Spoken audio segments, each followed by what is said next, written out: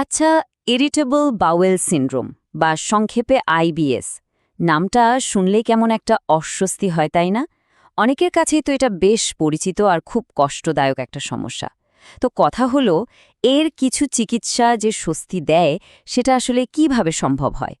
চলুন আজকের এই আলোচনায় আমরা ঠিক এই ব্যাপারটারই গভীরে যাই, দেখি এর পেছনের বিজ্ঞানটা আসলে কি বলছে।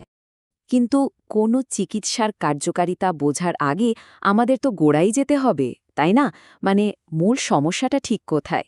আইবিএস-এর এই যে এত অস্বস্তি, এগুলো ঠিক কী কারণে হয়? চলুন এই প্রশ্নটা দিয়েই আমাদের আজকের বিশ্লেষণ শুরু করা যাক। যে কোনো সমস্যার দিকে যাওয়ার প্রথম ধাপই হল সমস্যাটাকে ঠিকঠাকভাবে চেনা। তো চলুন সবার আগে আমরা আইবিএস-এর প্রধান চ্যালেঞ্জগুলো দেখি, মানে এর উপসর্গগুলোকে একটু কাছ থেকে বোঝার চেষ্টা করি। দেখুন, তথ্য অনুযায়ী আইবিএস কিন্তু ঠিক একটা রোগ না, বরং এটা বেশ কিছু উপসর্গের একটা প্যাকেজ। এর মধ্যে কি কি আছে? যেমন ধরুন, পেটে ব্যথা, পেটের ভেতর মোচড় দেওয়ার মতো একটা অনুভূতি, আর খুব অস্বস্তিকর পেট ফাঁপা, যা কিনা রোজকার জীবনটাকেই বেশ কঠিন করে তোলে। তার মানে ব্যাপারটা দাঁড়ালো যে পেটে ব্যথা আর মোচড়ের সাথে যখন ডায়রিয়া বা কোষ্ঠকাঠিন্যের মতো সমস্যাগুলো যোগ হয়, তখন পরিস্থিতিটা বেশ জটিল হয়ে যায়। এই সবগুলো উপসর্গ একসাথে মিলে কিন্তু রোগীর জীবনযাত্রার উপর একটা বড়সড় প্রভাব ফেলে।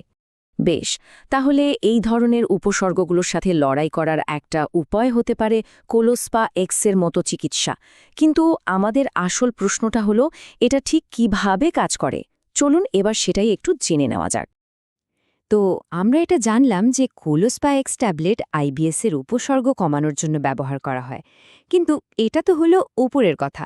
আসল ব্যাপারটা তো হলো, এটা ঠিক কোন প্রক্রিয়ায় এই আরামটা দেয়, এর ভেতরে আসলে কি ঘটে। এর কাজ করার পদ্ধতিটা বুঝতে গেলে আমাদের এই দ্বিস্তরীয় বা ডুয়াল অ্যাকশন কৌশলটা দেখতে হবে। মানে এটা আসলে দুটো আলাদা পথে একসাথেই কাজ করে, আর সেভাবেই স্বস্তি এনে দেয়। এর কাজ করার প্রক্রিয়াটা মূলত দুটো প্রধান ধাপে হয়। এক, এটা আমাদের অন্ত্রের পেশিগুলো যে হঠাৎ করে খিঁচ ধরে, মানে স্প্যাজম হয়, সেটাকে আটকায়। আর দুই, পেটের ভেতরে যে গ্যাস জমে থাকে সেটাকে সহজে বেরিয়ে যেতে সাহায্য করে। চলুন এই দুটো ধাপকে এবার একটু ভেঙে দেখি। প্রথমে প্রথম কাজটার দিকে তাকাই। এর মূল লক্ষ্য হল অন্ত্রের পেশিগুলোকে একদম শিথিল রাখা, যাতে হঠাৎ করে কোনো সংকোচন বা স্প্যাজম হতে না পারে। আর এর সরাসরি ফল কি? অবশ্যই আরাম। যখনই পেশিগুলো শান্ত আর শিথিল থাকে, তখনই পেটের ব্যথা আর মোচড় দেওয়ার মতো অসহ্য অনুভূতিগুলো কমে আসে। আর এটাই তো আইবিএস-এর অন্যতম প্রধান একটা উপসর্গ।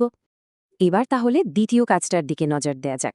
পেশি সংকোচনের সমস্যাটা সামলানোর পাশাপাশি এটা কিন্তু পেটে জমে থাকা গ্যাসকে সহজে বের করে দিতেও সাহায্য করে।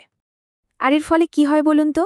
পেটের ভেতরে যে একটা অস্বস্তিকর চাপ বা পেট ভার হয়ে থাকার অনুভূতি থাকে, সেটা চলে যায়। মানে সার্বিকভাবেই পেটের অস্বস্তিটা অনেক কমে আসে। তাহলে আমরা দুটো আলাদা কাজ সম্পর্কে জানলাম। এখন সময় হয়েছে এই দুটোকে একসাথে জুড়ে দেখার, মানে কিভাবে এই দুটো কাজ মিলেমিশে একটা সম্পূর্ণ উপশম দিতে পারে সেটা বোঝার। দেখুন, পুরো ব্যাপারটা আসলে একটা দারুণ টিমওয়ার্কের মতো। একদিকে পেশির খিঁচুনি বন্ধ হচ্ছে, আর তার ফলে ব্যথা আর মোচড় থেকে আরাম মিলছে। আবার ঠিক একই সাথে জমে থাকা গ্যাসটাও বেরিয়ে যাচ্ছে, যার ফলে পেটের অস্বস্তিটা কমে আসছে। মানে এই দুটো কাজ যখন একসাথে হয়, তখনই কিন্তু আসল উপশমটা পাওয়া যায়। সুতরাং এটাকে আমরা একটা দ্বিমুখী কৌশল বলতে পারি, তাই না? সূত্র থেকে পাওয়া এই সার সংক্ষেপটা দেখুন, কত সুন্দরভাবে পুরো ব্যাপারটা বুঝিয়ে দিচ্ছে। সংকোচন আর গ্যাস, এই দুটো মূল সমস্যাকে যখন একসাথে টার্গেট করা হয়, তখনই একটা কার্যকর উপশম পাওয়া সম্ভব হয়। আমাদের আজকের বিশ্লেষণ এখানেই শেষ হচ্ছে, কিন্তু যাওয়ার আগে একটা প্রশ্ন রেখে যেতে চাই।